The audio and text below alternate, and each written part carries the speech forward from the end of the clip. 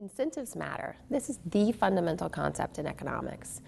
People respond to incentives, so in order for us to predict people's behavior, we need to think about how their incentives have changed.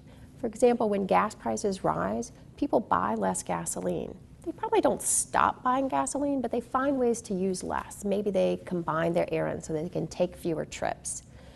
Prices are powerful incentives. Government policy frequently relies on people's response to incentives, but often fails to consider all the different ways it affects people's incentives. For example, there's a strong desire in many corners for people to use less gasoline.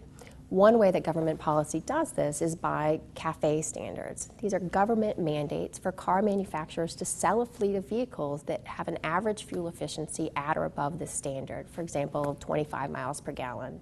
The idea is that if car manufacturers produce more fuel-efficient cars, consumers will buy more fuel-efficient cars and use less gasoline. Sounds great, but this is where economics comes in. As a consumer, what happens to my incentive? I buy a more fuel-efficient car. Well, now if before it took me 20 gallons of gasoline to drive to visit my parents, now maybe it takes me 18. It lowers the cost of me driving to visit my parents, so I'm going to drive to visit my parents more often. The change in mandate reduces the cost of driving, inducing consumers to drive more miles. A good economist doesn't just consider the obvious effect of a policy, the change in mandate leads to more fuel-efficient cars.